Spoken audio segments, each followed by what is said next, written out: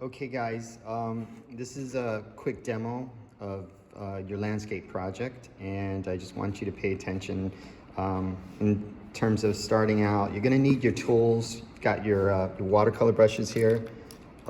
Maybe just 3 sizes is what's good to start with. A number 12, maybe an 8, and a fine brush for details. All right. You need a palette. This is a palette. You can use any surface, maybe even styrofoam plates if you have it. Some tissue. Okay, you got your, get your drawing, your reference drawn out. In this case, I'm doing Bird Island in Saipan. And then your paint set. All right, you should have like a dried up palette that you can wet with your water and brush, and it pretty much activates your paint again. So you don't have to clean it off. Just let it dry when you're done, and the next day when you wet your color palette, it just reactivates and it makes it good to go. I'll even leave some of the dry paint from a prior painting I worked on the palette. Sometimes the colors I'm looking for might be some residue that I've used on another painting. So this is pretty much your setup. Brushes, of course, you need to draw out your reference with the pencil, and the eraser will come in handy, especially the kneaded eraser. When you're good and done with the painting, you could erase all your pencil marks right through the painting. All right, so as if it never existed. But you definitely need to draw it in there so you can see where the paint's going to go. Otherwise, you'll get somewhat of an abstract painting, and you want it to be somewhat representational. You don't want it to get too wild. The medium of watercolor is very spontaneous, so you're going to get an abstract impression when you first start to put down your washes.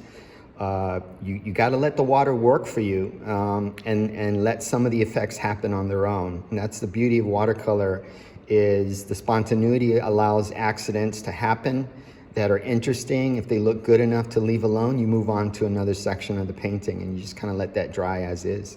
And even as it starts to dry, the effects can change. So really the key to doing a successful watercolor is to not overwork it, and whatever looks interesting, leave it alone. Let it dry like that.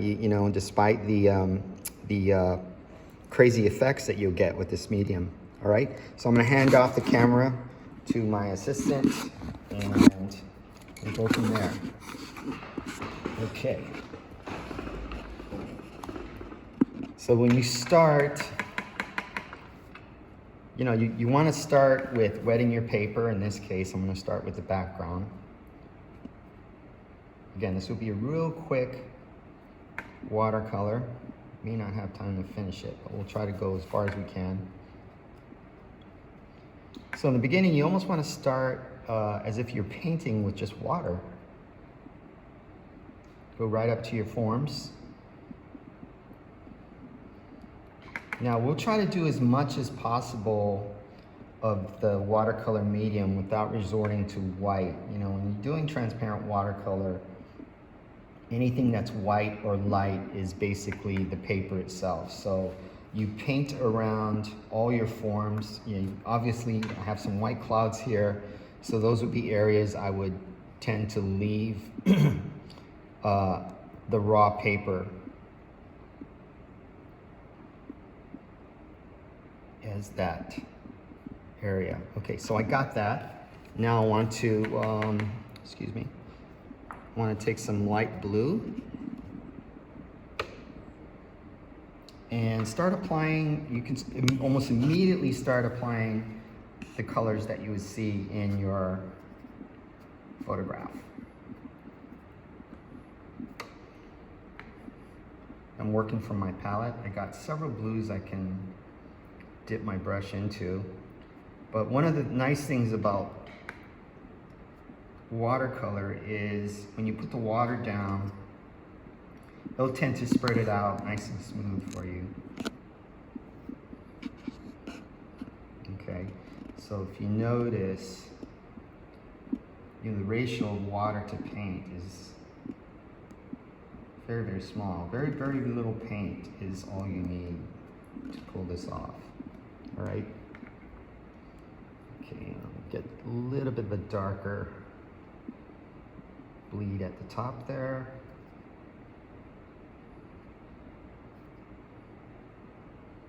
Again, if you look at the bleed effects, they're quite interesting.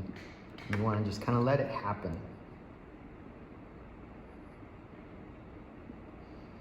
Okay, so I want to add just a little color at the bottom. And you can kind of mix as you go.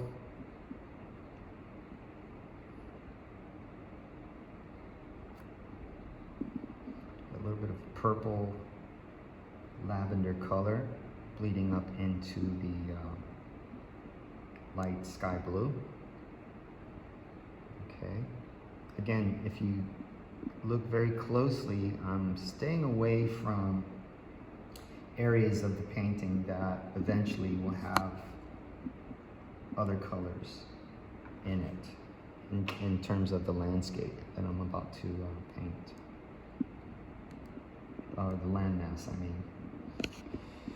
Okay, so while that's drying, you can do additional effects also. You know, if you take your tissue, and I'm gonna go ahead and push the darks just a little further on the top, just to show what you can do with tissue. Okay, so I'm making this a little darker. Now I'm gonna take the tissue, which is dried up, crumple it up, and you can kind of like dab into the sky, and you can get additional cloud effects by doing this. In this case, if you look at, I'm gonna try and do that now. Keep turning it over. And you know, the more wrinkled the tissue is, the more interesting the texture can be. Okay, so you can kind of see that happening. If you feel like you're overdoing it in terms of the water, you can almost sponge it up, so to speak, with your tissue, and I'm kind of reversing out these puddles. I don't want it to be too wet, and that will kind of alter those areas so that they don't change any more than you want it to. Because as long as the water's sitting there in a puddle, you know, things will continue to happen on your paper. So if you're pleased with where it looks at that point, then a good idea is to lift up some of those wet areas so that they don't continue to change. All right, so you know, we've only been working on this for about 5 minutes, and we've got 1/3 of the painting done in terms of the sky. Now, if you notice, there are some little accidents in terms of splatters. Easy to fix. Just take a clean brush with some water on it, and you can kind of lift all those up anyway.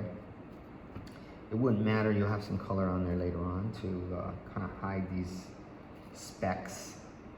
But never panic if things start to happen, you know, because like I said, the beauty of it is to bank off of the accidents and let them do the work for you. Okay, so we got my sky done. Now, it's always a good idea to move away from an area that you just painted. You always need this buffer of dry paper between sections. So while this sky is drying, we'll move on to another area. In this case, I'll go down here to the water and see if I can kind of repeat what I just did at the top. Now I'm gonna wet this, and let's flip it over. I'm gonna flip it over so I can go with gravity. My table's at a slight angle.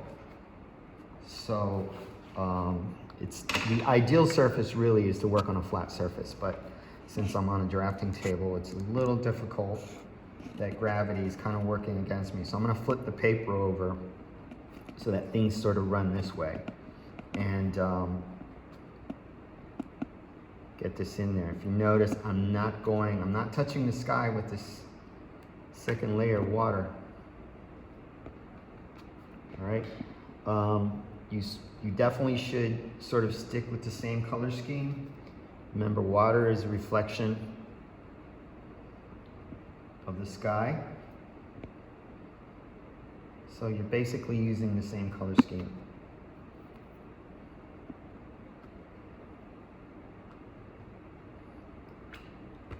And because it's water, it can be slightly distorted. You'll never get somewhat of a mirror image unless it's, let's say, something like a still lake with mountains in the backdrop and there's no element of wind, is when you'd probably see something different. Again, I'm going to take another new tissue so I can kind of mimic some of the cloud actions without getting too obvious. Okay, I want to get a little darker with the very bottom. And remember, this is the water, so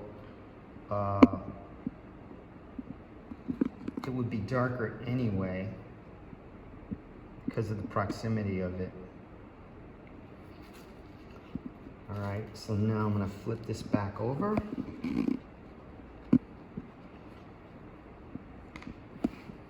Pull some of this up into the rest of the painting. Again, this is a reflection of the landmass, so you don't want to define it too much because it would belie the idea of it being a distorted reflection. Okay, so that's why I'm kind of pulling it up, so kind of let it bleed down a little bit. And at the same time, I've got some green that I have to paint, and I'm gonna do it prematurely here because I want to take advantage of the wetness of it. And let's see, I'm gonna wet this even more. And I'm gonna immediately start getting into some of the green areas that I want to tackle.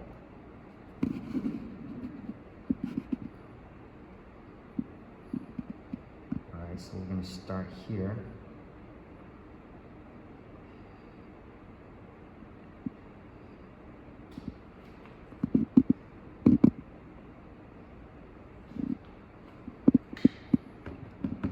Again, it's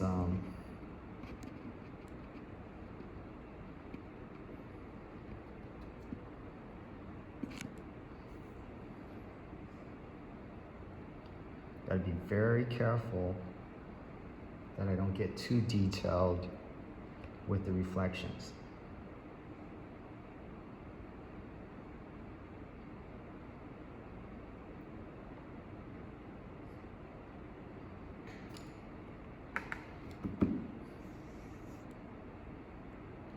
Well, so far it's pretty interesting. A little bit of darker blue and possibly some black. Really get it into those areas right here.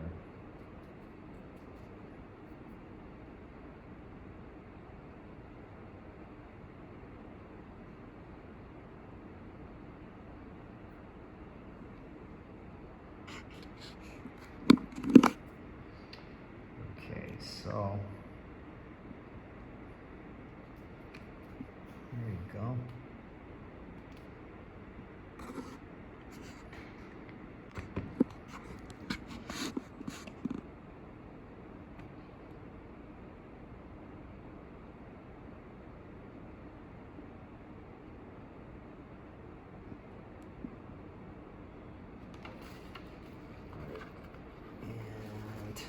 Flip this back over. And let some of this run. Look at the effects that I'm trying to achieve here with the texture and all.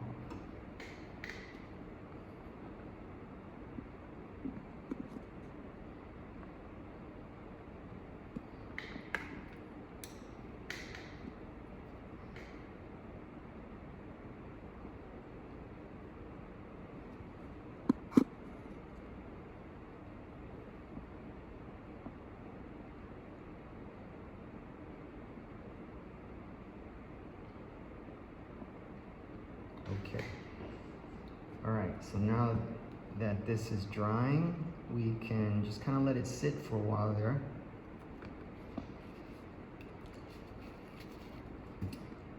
And hit this a little bit. There we go. And I believe the sky is somewhat dry. We can go back up to the landmass. Now I can start getting some detail into that landmass. All right. I'm going to start out with the wash.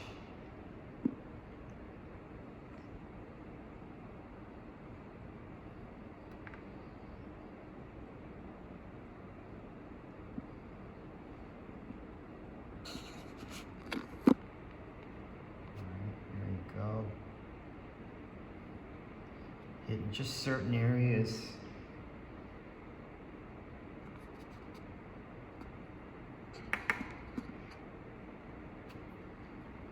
Painting, and I'm going to go into that.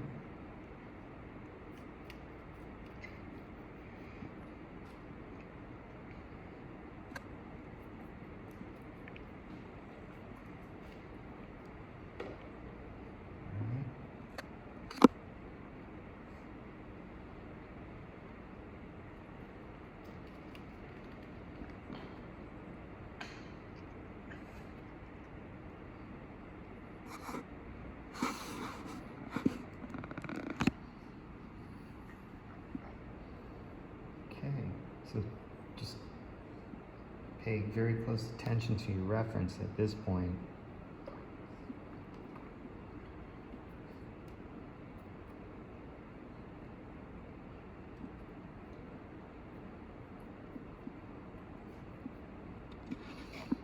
All right, okay, so now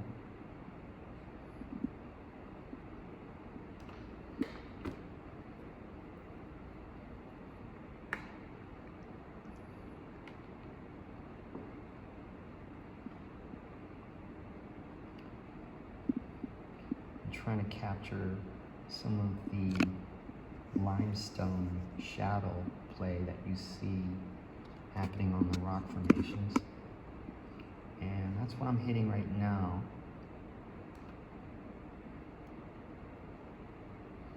Again, you're doing your slightly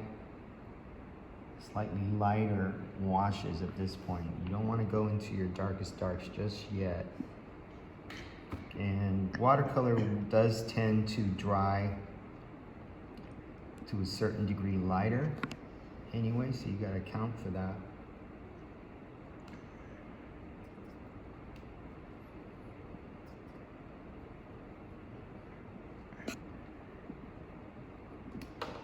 And now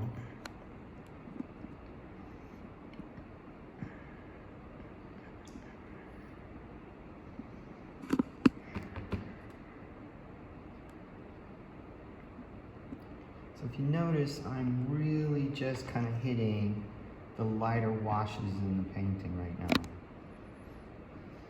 Detail will come later as far as your accent darks and really defined details that you see in your photographs. So you're going to start out light and work your way towards your darks.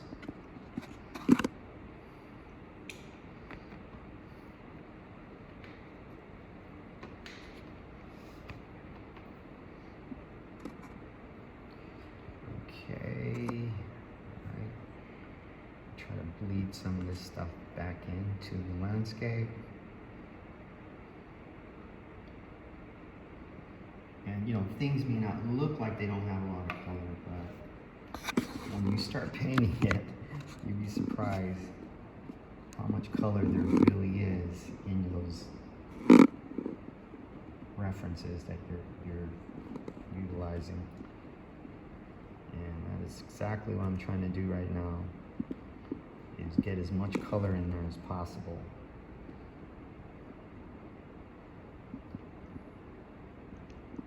And keep it interesting.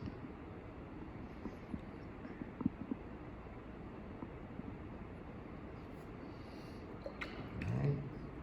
Okay.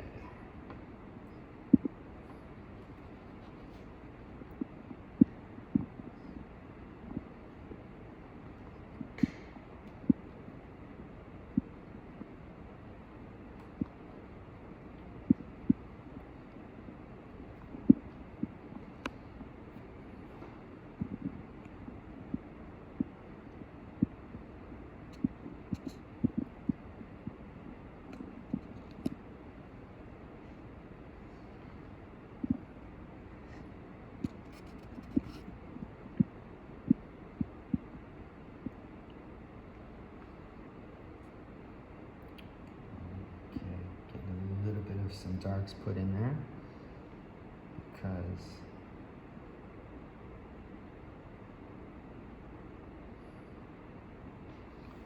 right, there you go.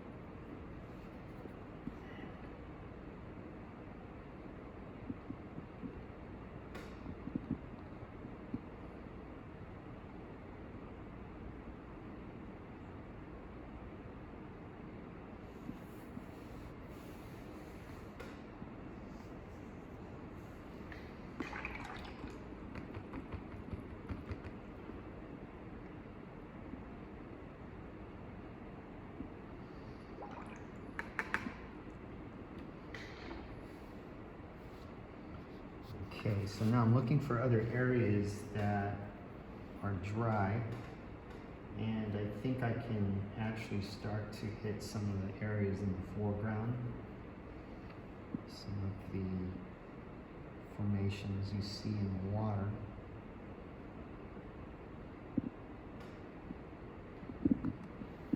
Alright, and also right up here, we've got the landmass.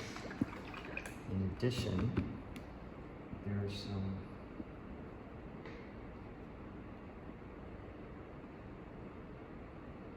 faraway landforms that we see back here, and I'm going to hit now and see if we can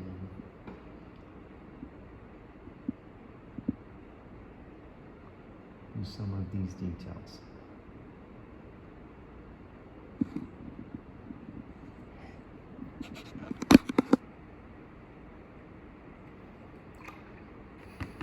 Okay, so at this point, I'm just kind of hitting different parts and aspects of the landscape.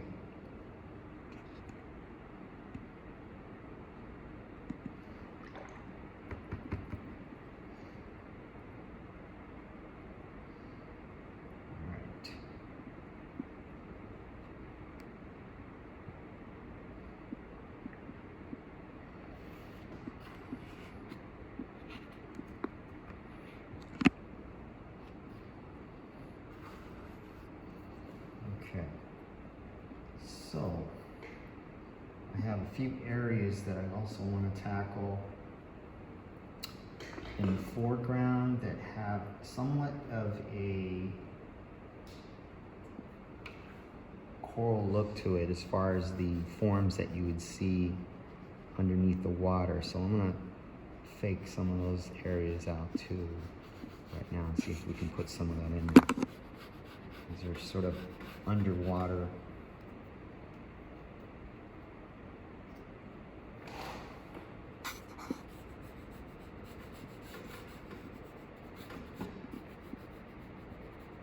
Very faint, not too much, but just enough to hint at some of the things that are happening underneath the surface.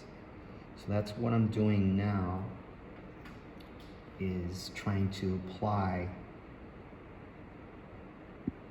a hint of that activity that supposedly is within feet of the vantage point of this photo reference. All right, so although we are in the water, there are things that would have a certain amount of clarity to it from this distance, so that's why I'm putting this in. And it wouldn't make sense to leave it blank. And again, you know, you're just kind of hinting at the shapes. You don't have to literally copy it per se to be exactly like your photo reference. It could be just a hint of it, because your forms are quite distorted anyway. And it's not to say you can't get away with murder, but does help to fake it. If that makes sense. All right. So that's the thing about watercolor is you can get away with a lot, you know, and although the water may have done most of the work for you, you as the artist still control where the chaos is being applied. So that's where your control ends. You can direct it, but what happens within the space is really up to the water to do its thing. All right, so I like this. This is starting to create some really interesting bleed effects that I find kind of fascinating. So I'm gonna kind of let some of these areas go and leave them alone while this is drying. So now that my landform is drying, I can actually go back up here and finish parts of the landmass and tighten it up so it just doesn't look like it's just this blotch of colors that you see. Okay, so I'm gonna switch up. If you notice, I used almost for the entire painting up to this point, a number 12 Kolinsky round. Now I'm gonna go to a smaller brush. Now that we're getting into details, we could start to isolate some of the finer details in the painting. And let's start with that second tier of shadows that I see happening at the top, and just doing a sort of mix of some turquoise colors. I want to brown that out, neutralize it a little bit.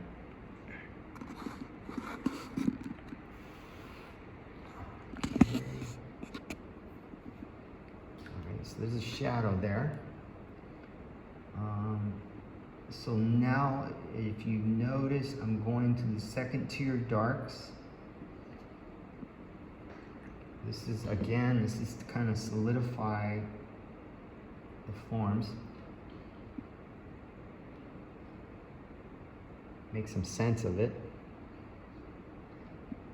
I have some other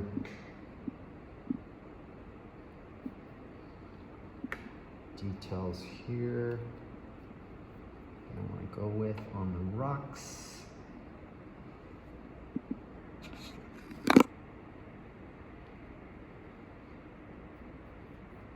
Add a little complement of brown to blue and start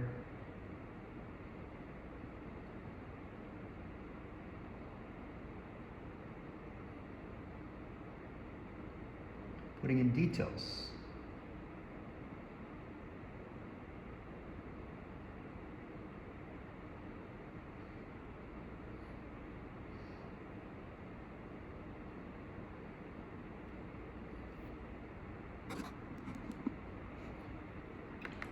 Okay, so you can start to see how things are starting to come together and make a little bit more sense now, because we are going into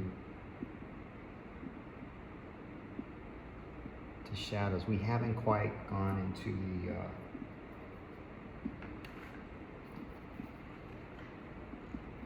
concrete details yet, but we'll get there.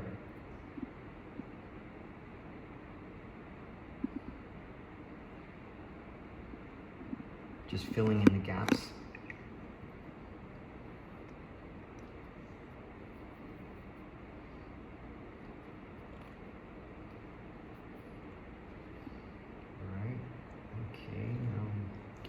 Some greens.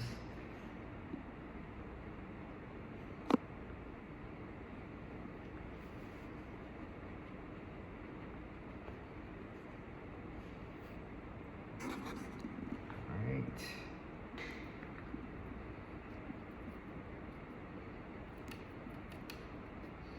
And this is where, you know, you start to pull it together. Jumping back and forth between your lights and your darks. putting in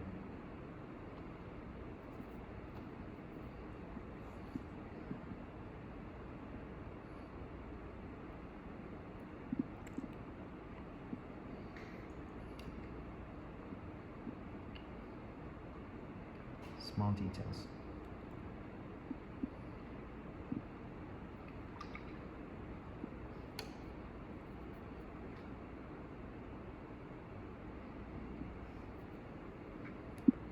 Right.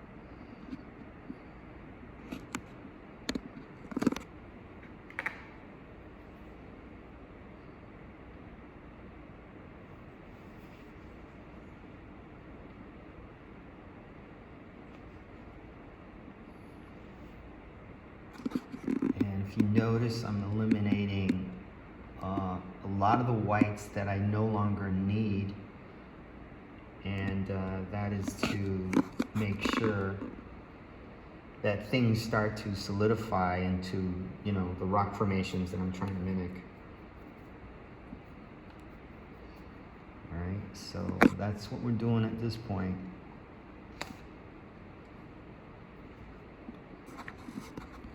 And having some fun doing it.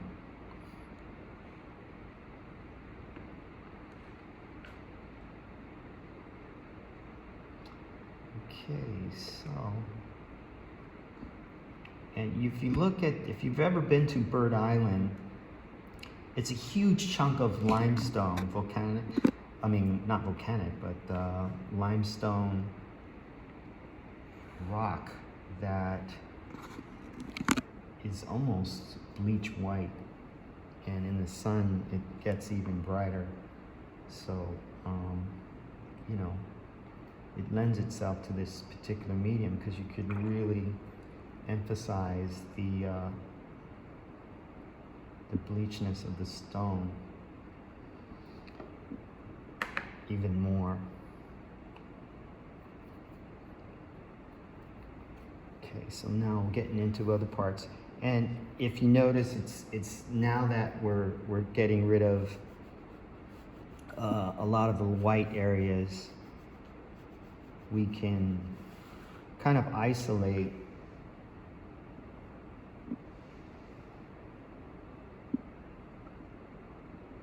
a sense of order to all the structures.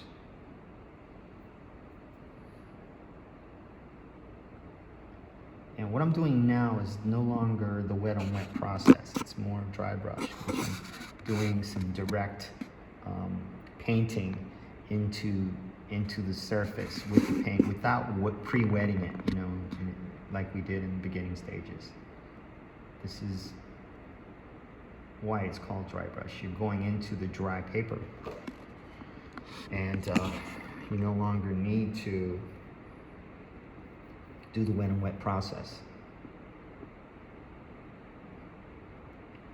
So obviously in these areas here of the cliff, you wouldn't see any white because it's behind some of the ridges to the right that is casting it in a deep shadow.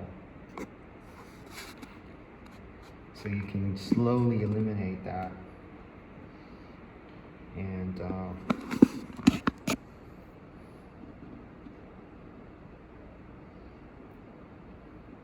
kind of like this pink color that I'm seeing in the photo. Let me see if I can put some of this down.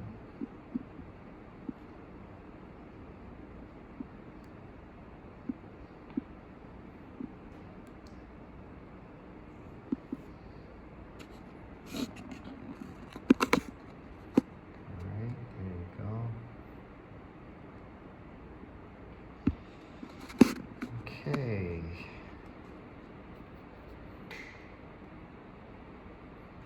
Still putting in some dry brush, more texture, and just as important, detail on the rocks.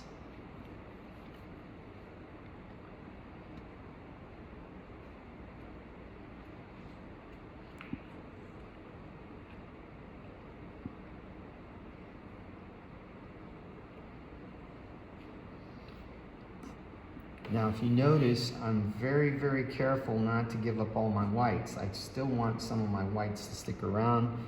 And the reason for that is once it's gone, it's gone. You cannot get it back. It's very hard to get it back to that original white of the paper.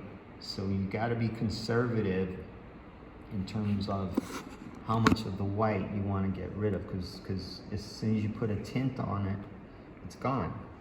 And you can't get it back. It's really hard to get anything as white as the paper. You can use white paint, which I have, but that doesn't quite do the job totally as far as getting back to the original white. So leave that paper in there. You can always put something over it later on in the process, but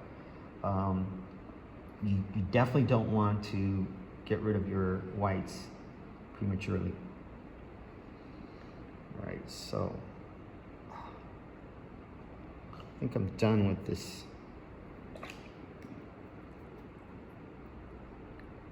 This rock formation. Put a little bit more texture here and there.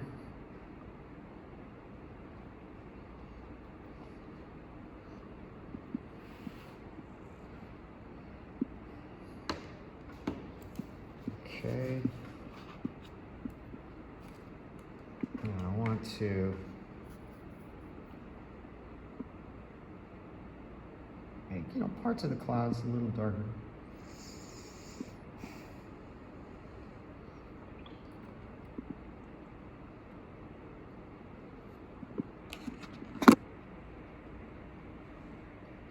All right. There you go.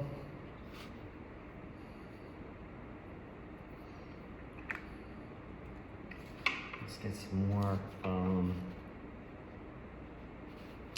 activity on the water. Got some,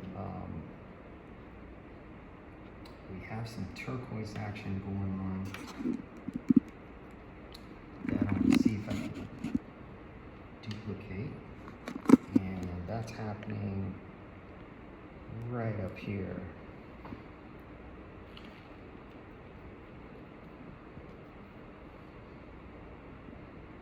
With the foam.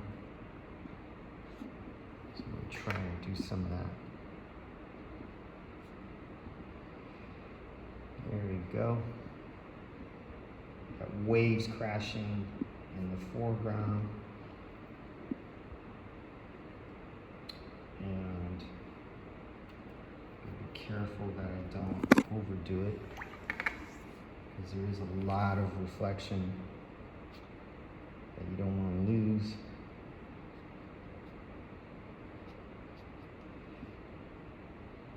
And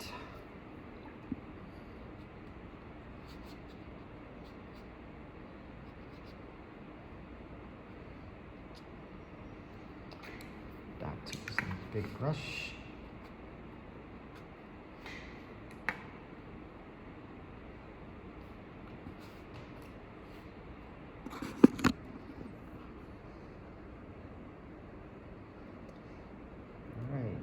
Go. A little bit more cloud action. I want to pull out some of the edges of my clouds here, so I'm going in with a little bit of a darker blue around some of these cloud shapes. Again, you don't want to just leave it there. You want an exit on the back end of these spots so that it looks like it bleeds back into the rest of your wash. It doesn't look like just spots you applied as an afterthought.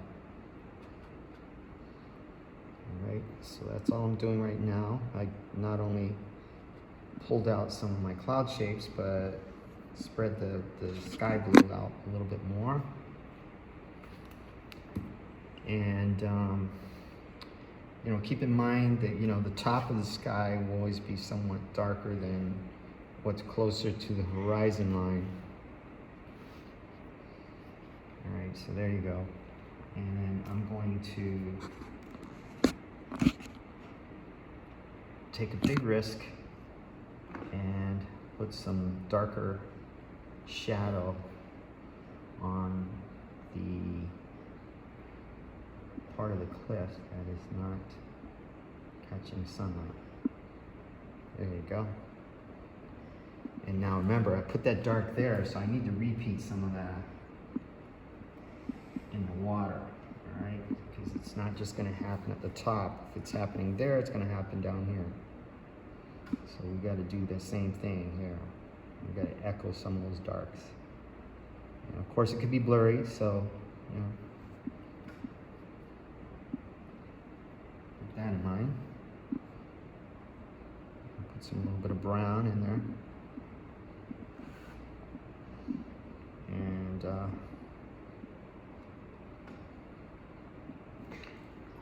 not too much.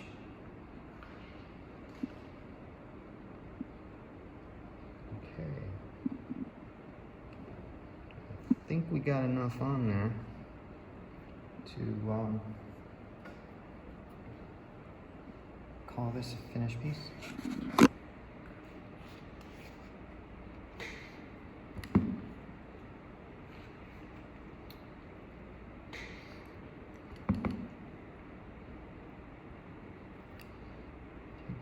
Too heavy-handed on my brown here. Sorry about that. Okay, but again, you could lift up some of this stuff to a certain extent. In this case, I'm using my brush as kind of a mop.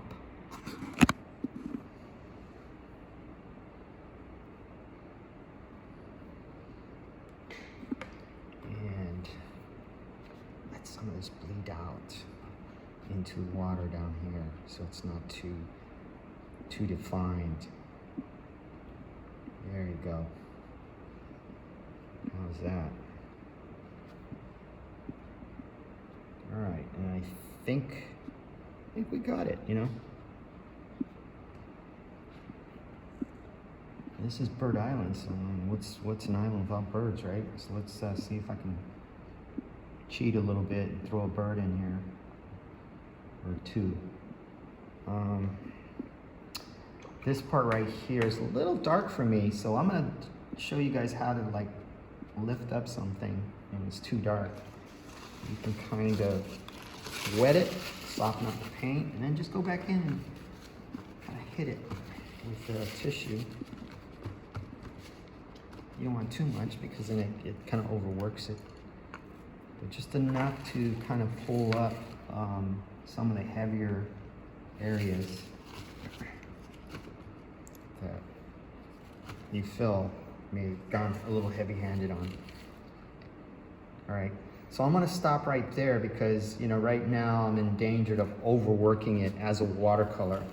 So your biggest enemy when you do this medium is to overwork it. So, you know, try to, you know, just let it be as spontaneous as possible. That's part of the joy of watercolor, is the fact that you can get away with it and count that as something that, you know, was meant to happen, even though you know totally it happened totally by accident. Okay, so I finally get to use a little tiny detail brush, and what I'm going to do is see if I can get a bird in there. Where am I going to put that bird? Okay, let's put one over here.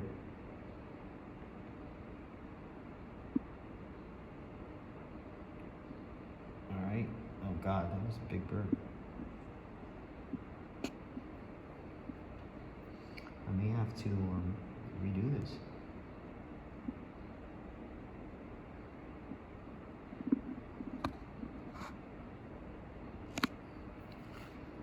Okay, so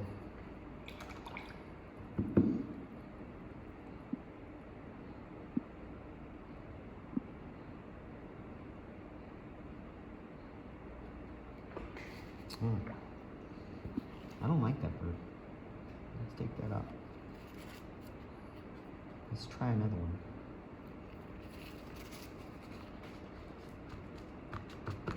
There you go. And we'll try one over here.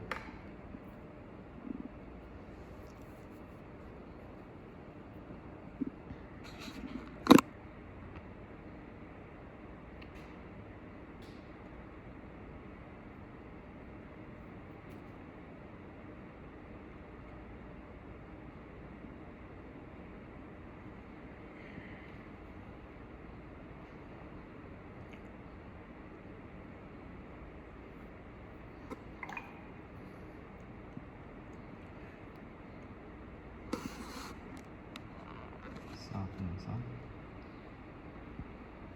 Okay, there we go.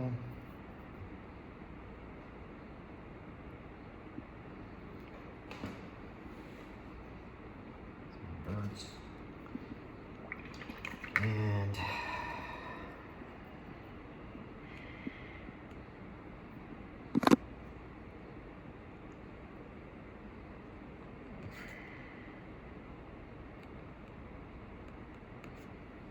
there. So there's birds everywhere, Bird Island. Flying all over the place.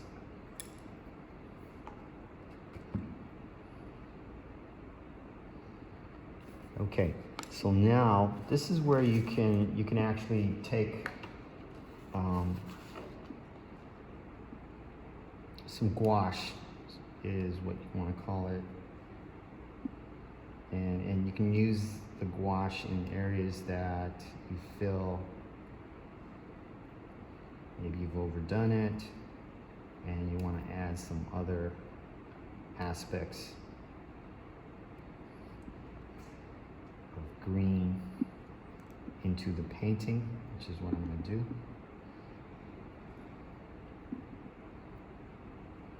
But I need it, I need a very opaque color.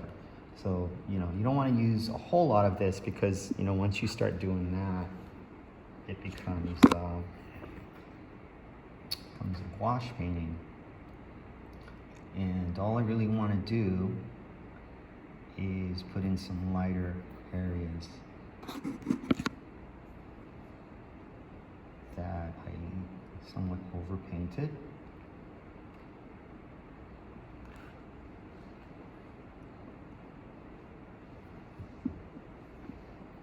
That's what I'm doing now. So we're going to put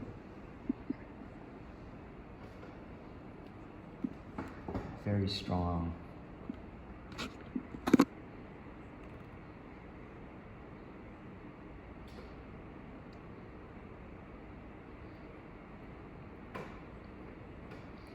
opaque.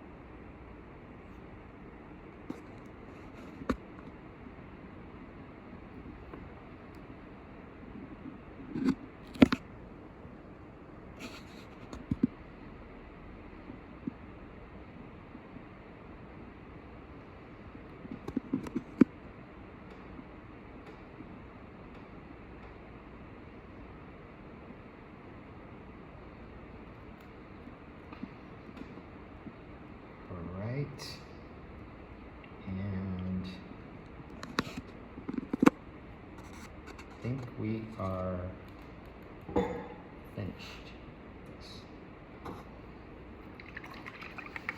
Alright, just gonna get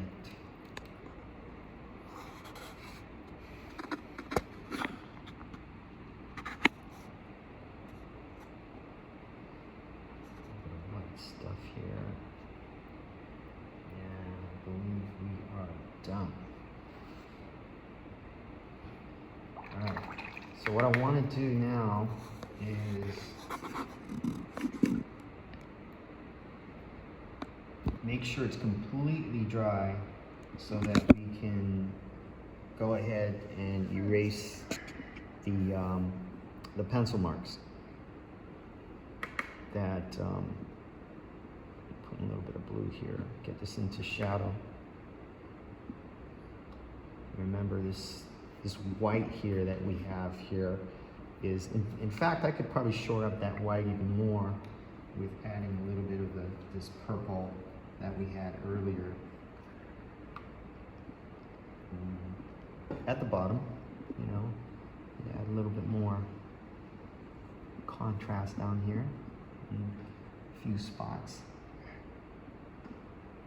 And that kind of makes it interesting because it gives a little bit of activity to the clouds that are happening at the bottom, and push those bleach white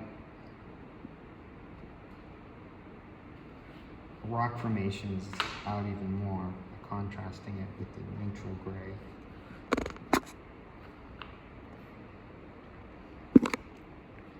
All right, there you go.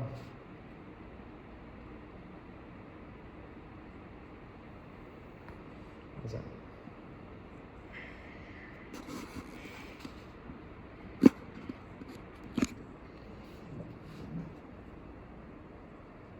And voila. So let me take this over here and we'll blow dry it. Let's see, here we are. Here we are.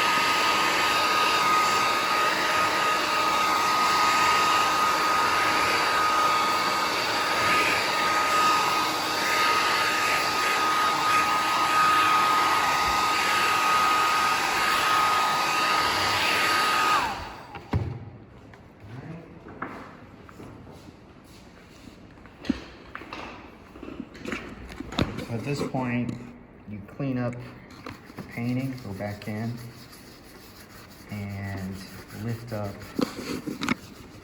all your pencil marks. What I like to do is start with the kneaded eraser. You take out as much as you can first. And then whatever is left over that's too stubborn to take out with this, then you could resort to the white eraser. And the white eraser can really pull out the heavier pencil marks. And it won't do anything to the paint. It just kind of takes out all the marks that you did when you were drawing the landscape in. Okay, so we got that. And remember, I had some pencil marks down here where the reflection goes. You can see, no matter how hard you rub, it's not going to do anything to the colors. Just kind of cleans it up. Take all this stuff off.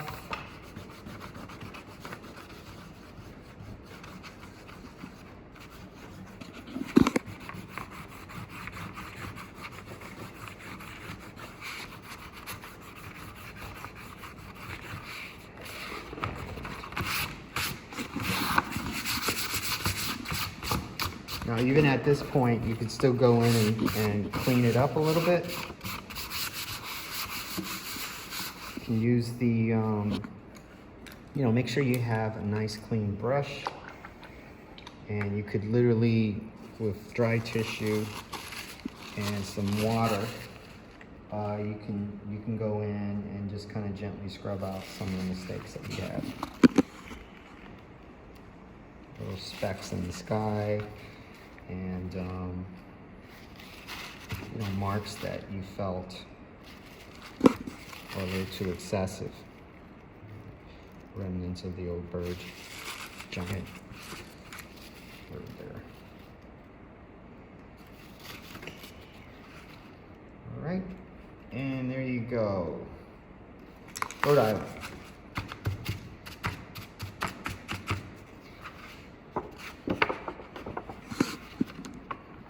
Take a zoom in on that. All right, and then we'll end it. We'll pan away. All right, there you go.